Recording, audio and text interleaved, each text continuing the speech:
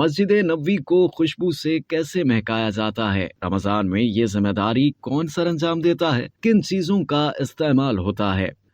ماہ سیام میں عطر اور بخور کی بہترین اقسام کے ساتھ مسجد نبوی صلی اللہ علیہ وآلہ وسلم کو اس کے زائرین کے لیے دھوئیں اور خوشبو سے مہکا دیا جاتا ہے۔ مسجد نبوی کی ایجنسی کا پرفیومری ڈپارٹمنٹ رمضان کے مبارک مہینے کے آغاز سے ہی رسول اللہ صلی اللہ علیہ وآلہ وسلم کی مسجد میں خوشبودار دھونی دینے کے عمل کو تیز کر دیتا ہے۔ زائرین کے لیے اسے دن میں کئی مرتبہ اعلیٰ عمود کے عطر سے خوشبودار کیا جاتا ہے۔ ایجنسی کے مطابق مسجد نبوی کو 28 کلو گرام لگژری اور اعلیٰ عود اور 300 لیٹر قیمتی عطروں اور دھونیوں سے مہکا دیا جاتا ہے۔ رسول اللہ صلی اللہ علیہ وآلہ وسلم کی مسجد مبارک کو مہکانے کے لیے 1400 سے زیادہ مرتبہ چکر لگا کر خوشبو پھیلائی جاتی ہے۔ ماہ سیام میں مسجد نبوی میں آنے والوں کو بھی کستوری، عنبر اور دیگر خوشبوؤں سے معطر کیا جاتا ہے۔ ایجنسی کی طرف سے مسجد نبوی اور اس کے اطراف و اکناف کو خوشبو لگانے میں بڑی احتیاط برتی جاتی ہے۔ ساتھ ہی ساتھ نمازیوں اور زائرین کو اپنی عبادت انجام دینے میں سہولت فراہم کرنے کے لیے خوشبو فراہم کر کے خوشگوار احساس دلایا جاتا ہے۔